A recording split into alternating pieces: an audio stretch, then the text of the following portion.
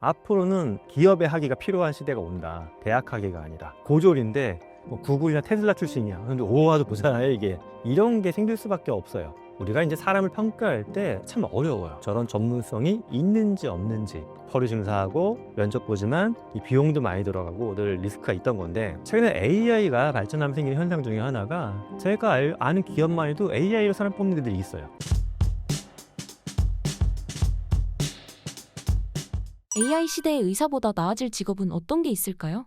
사실 AI가 초반에는 그냥 어떤 공학적인 도구처럼만 인식이 됐는데, 요즘에 보게 되면 AI를 쓰는 분들이 정말 다양하거든요. 하다못해 제 주변에 보게 되면 뭐 미장원 하시는 분이 쓰시는 경우도 있고, 동네에서 식당 하시는데 식당 홍보하기 위해서 식당 가서 챗봇을 만들어서 플랫폼에 올려놨더라고요. 그러니까 식당에 그냥 한번 왔던 분들이 리뷰는 보는데 그 꼭다리 끝에다가 이제 QR코드 같은 거나 링크 박아놓은 거예요. 꼭 누르면 식당 챗봇이 떠요. 그럼 그냥 이렇게 말하다 보게 되면 왠지 그 사장님하고 라뽀가 형성되고 단골되는 느낌이 나서 식당 가게 되거든요. 즉 이렇게 AI 기술에 대한 진입 장벽이 낮아지고 가격도 저렴해지다 보니까는 다양한 도메인에 붙이는 시도가 나타나고 있어요. 여기서 지금 폭발적으로 증가하고 있는 게, 좀 어렵게 말씀드리면 AI 밑에 이제 하방에 기술 쪽, 뭐 반도체건 LLM이 있고, 단순히 보게 되면 위에 어플리케이션 서비스 쪽에 있는데, 우리나라도 아직까지 많이 언급하는 건 하단 쪽이에요. 뭐 AI 기술자가 필요하다라는 거는 LLM이나 반도체 기술자 이야기하는 건데, 사실 산업 쪽으로 조금 전에 말씀드렸던 뭐 미장원이고 동네 식당에서 이렇게 응용하는 것들은 그런 건 아니에요. 그런 건 오히려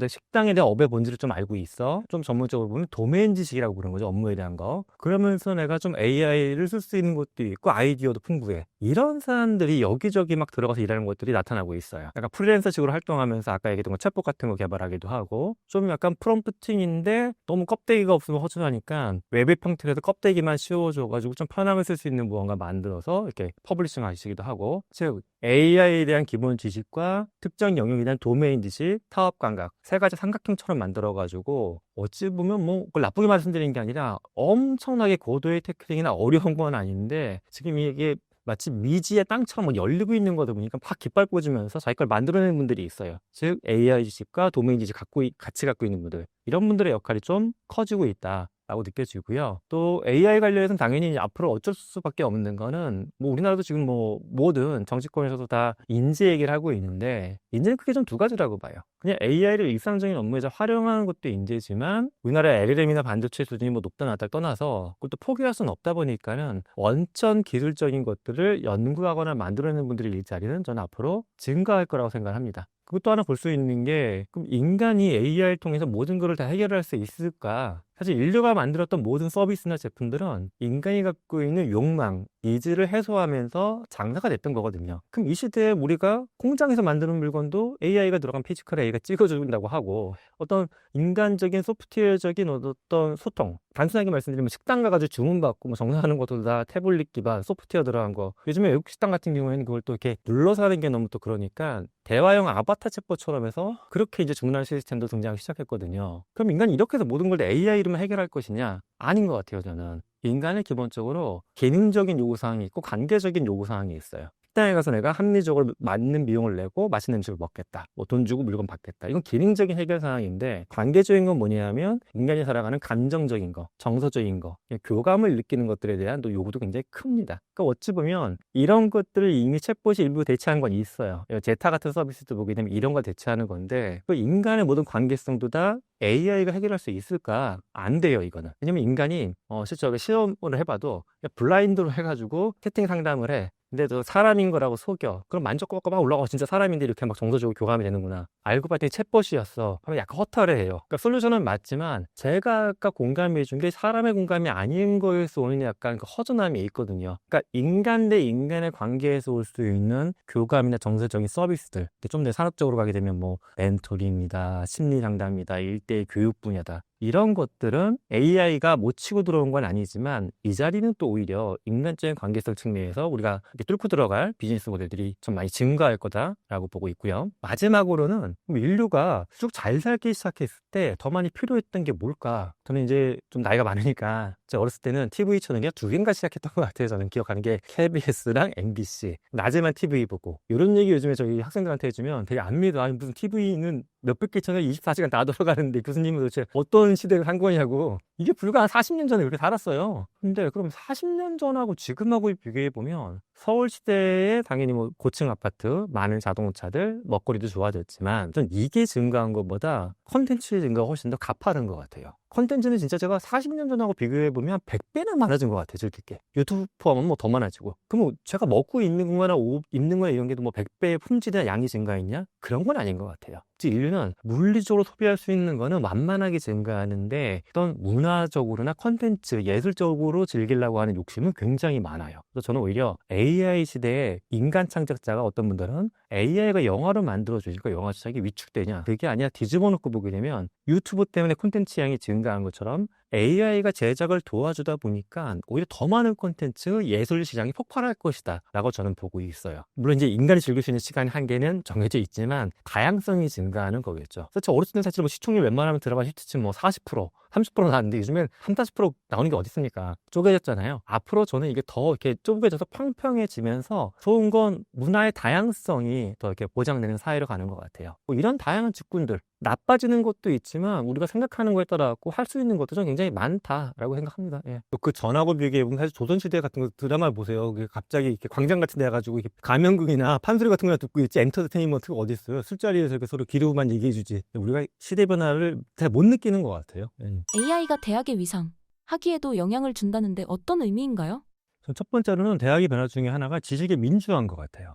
우리가 이미 코로나 때 또 우리나라에서 프로모션 많이 했던 것 중에 하나가 뭐 K무크다 해가지고 온라인 학습 플랫폼 많이 공유해줬었고, 최근에 보게 되면 유튜브 채널들도 많지만 또 제 채널에서도 운영하는 게 있어요. 사실 저 학생들 보라고 올리는 거긴 한데 제가 찾아낸 논문 중에 이건 학생들이 좀 봐줬으면 좋겠어. 논문들 보라고 하면 잘 안 봐요. 영어로 낼 거 하니까. 그러면 이거를 요즘 이제 구글 노트북 LM 써가지고 노트북 LM에 논문 올리고, 또 제가 거기에 제 의견도 써줘. 이런 거는 좀 잘못된 설명이니까 지적도 해주고, 비어있다는 것도 알려주고, 또 인지과학적인 해석도 넣어주고, 이렇게 설명하라고 하면 걔가 쫙 해서 한 6분, 7분 토크쇼가 뚝딱 나오죠. 이런 걸 저도 보지만 저 학생들도 막 봐요, 이렇게. 근데 예전에 사실 이거 하나 만들려고 하게 되면 전문가 두세 명부터 논문 스터디 해야죠. 뭐 제 의견도 들어야 되죠. 하루는 시간 썼어야 돼요. 비용도 그러니까 꽤 드는 거고. 근데 지금은 싼 값에 누구나 할 수 있는 거죠. 자기 아이디어만 있으면. 그래서 저는 이걸 지식 전달의 좀 민주화라고 보는 거예요. 옛날에는 지식은 굉장히 어려운 거였고 이걸 소화해서 최종 소비자까지 가는 거였죠. 우리가 서점에서 사보는 책들은 사실 다 그런 거예요. 해외에서 뭐 연구된 뭐 아주 복잡한 연구들을 누군가 공부하고 책으로 펴내고 이거 쉽게 만들고 해서 전달해주는 이 단계가 그냥 뚝딱 없어진 거예요. 네이처에 실린 논문인데 초등학생도 노트북 LM 버전으로 해서 초등학생 이해하기 토크쇼 만들어줘. 되게 쉽게 풀이가 되거든요. 한 3, 4단계 걸쳐야 됐던 단계가 사라진 거죠. 비용도 낮아지고. 그러니까 지식의 민주화가 저는 굉장히 첫 번째 큰 흐름이라고 보고요. 또 최근에 미국에서 뭐 주가도 많이 올라갔지만 팔란티어 같은 기업 있잖아요. 이런 기업은 흥미로운 게 이제 대놓고 그 얘기를 하더라고요. 앞으로는 기업의 학위가 필요한 시대가 온다. 대학 학위가 아니라. 그러면 이제 팔란티어에서 일했던 어떤 증명, 와, 이런 거. 우리나라도 그런 게 있잖아요. 얘가 만약에 뭐 어떤 대학을 나왔어, 국내. 근데 뭐 그 대학 안 나왔는데 만약에 고졸인데 뭐 구글이나 테슬라 출신이야. 근데 오, 아주 보잖아요, 이게. 이런 게 생길 수밖에 없어요. 이게 원래는 대학이란 게, 저도 뭐 대학 교수지만 후광효과라는 게 있거든요. 우리가 이제 사람을 평가할 때 참 어려워요. 저 때는 정말 저런 전문성이 있는지 없는지 서류 심사하고 면접 보지만 이 비용도 많이 들어가고 늘 리스크가 있던 건데, 최근에 AI가 발전하면 생기는 현상 중에 하나가, 제가 아는 기업만 해도 AI로 사람 뽑는 데들이 있어요.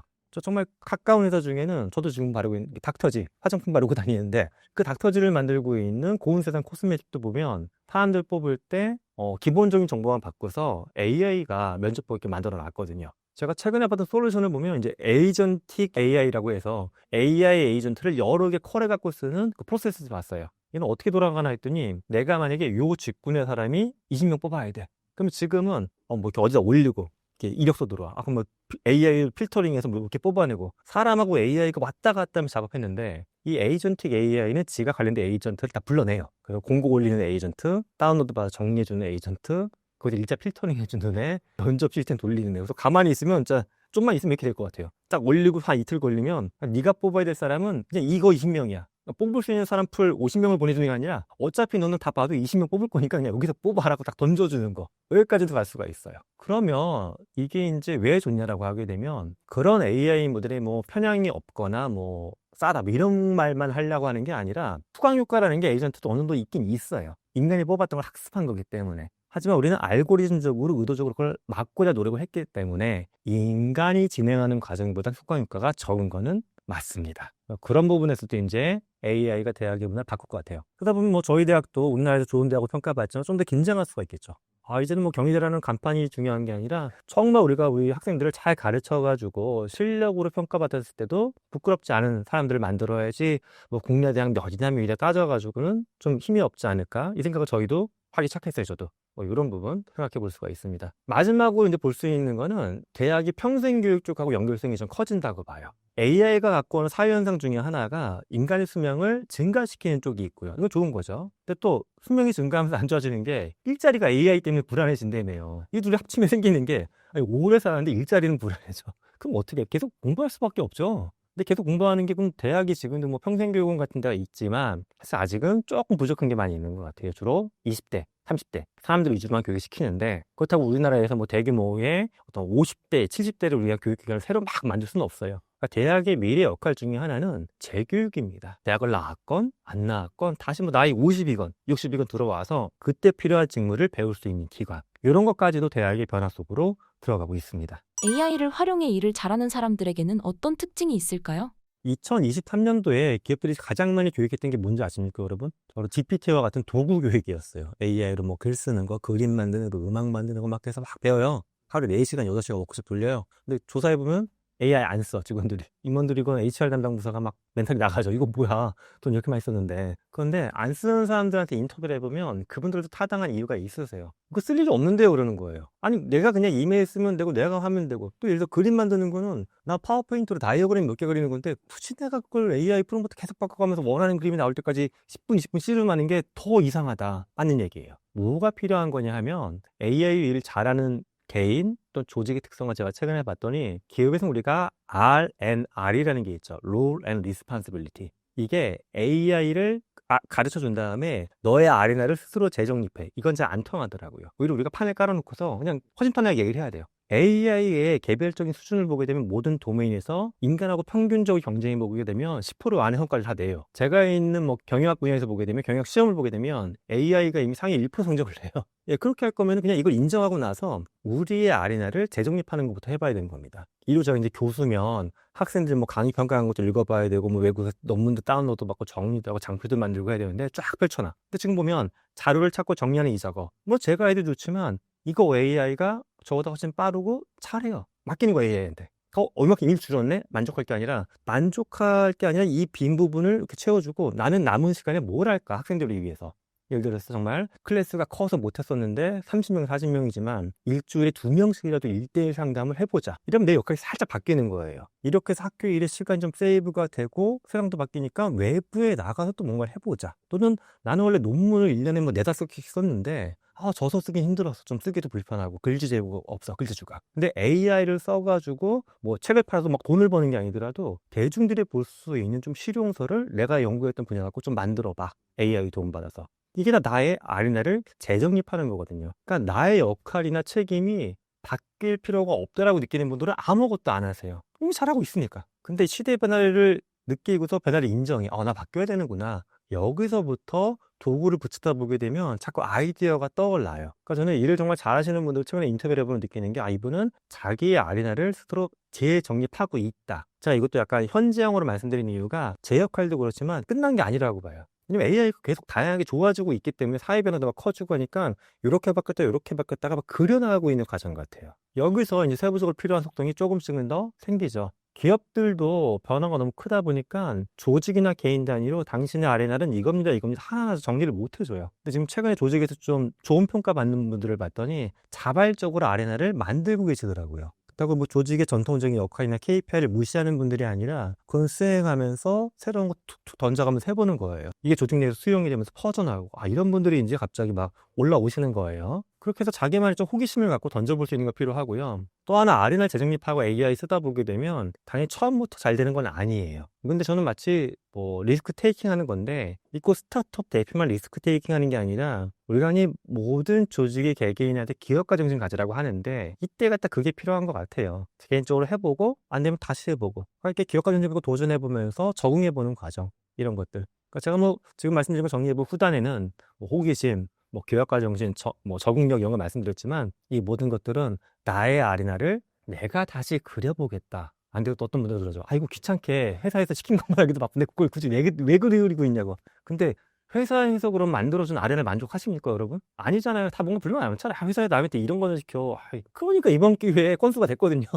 이번 기회에 그려보시라는 겁니다. 이런 분들이 일 잘하세요. 예. AI를 통해 아이의 호기심과 새로운 것에 대한 수용 능력을 키우는 방법이 있을까요? 예, 우리 아이의 일단 시간표를 한번 보세요. 우리 아이들 시간표를 쭉 보게 되면 강남 기준으로는 보통 아이가 12시에서 새벽 1시에 잠이 들거든요. 학원 한 4-5개 뺑뺑이를 돌고서. 그러면 딴 거 할 수 있는 시간이 없어요. 아이가 되게 바쁘게 살긴 하는데 초등학교부터 고등학교까지 사실 이게 서울의 문제만 아니라 제 지역에서 나온 통계도 받고 지역에 있는 장학사님하고도 얘기를 해봤는데 사실 웬만한 도시 거의 비슷해요. 우리나라는 다 조기 교육 시키고 있고 여기서 이제 생기는 이슈가 아이들이 똑같은 걸 공부하고 있기 때문에 남하고 다른 생각을 못 해요. 정말 단순한 게 남하고 다른 걸 봐야지만 다른 생각이 나타나거든요. 근데 일단 남하고 다른 걸 못 보고요. 다른 생각할 수 있는 시간이 없어요. 문제집에 정해진 문제만 풀어야 되니까. 자, 그렇다고 여기서 제가 무슨 특수학교나 대안학교 보내라는 말씀은 전혀 아니에요. 그런 건 아니고 약간만 용기를 내보자고. 약간. 하루에 한 10%? 우리 아이가 공부할 수 있는 시간이 하루에 10시간이라고 하게 되면 1시간 정도는 좀 뺄 수도 있잖아요. 1시간. 1시간을 뭐에 쓰냐 하면 아이가 해보고 싶다고 얘기하는 거. 학교에 시키는 게 아니라. 물론 1시간 해봤자 얼마나 많이 못해요. 하지만 1시간을 좀 해볼 수 있게끔 하고 1시간 동안 해보고 싶다는 거에 대해서 근데 부모님도 모르는 게 많아. 아이가 이제 뭐 중학교 3학년인데 웹툰 작가를 꿈꿔. 근데 부모님이 그쪽 계통의 일이 아니면 알 수가 없거든요. 아이가 AI 도움받아갖고 한번 재미삼아 끄적끄적 해보는 시간을 만들어주는 거예요. 콘티 구성해야 되는데 모르겠어. GPT가 콘티 구성 기가 막히게 하죠. 또 4컷만화까지는 아직 한 방에도 그랬네요. 지금 보면 이미. 좀 더 쓰면 소라 같은 거 쓰면 동영상도 붙일 수가 있고 막 컷도 일관되게 여러 개 만들 수가 있거든요. 이렇게 하루에 1시간 정도 아이가 다른 걸 해볼 수 있는 시간을 주고 이거를 부모님은 내가 직접 해주기는 어려워. AI 도움받아서 해보게끔 하고서 별 문제 없는지 부모님이 약간 관찰자처럼 봐주기만 해도 AI를 통해서 아이의 호기심을 키울 수 있는 기회가 될 것 같아요. 그러니까 사실 중요한 거 한 달 뭐 구독비 $20 이게 중요한 게 아니라 부모님과 아이가 하루에 1시간 10% 정도를 다른 데 쓴다라는 거에 대해서 우리가 그렇게 잘못하고 있는 게 아니다 라는 그 용기, 아이에 대한 믿음 이게 있으면 충분히 해볼 수 있다고 봅니다.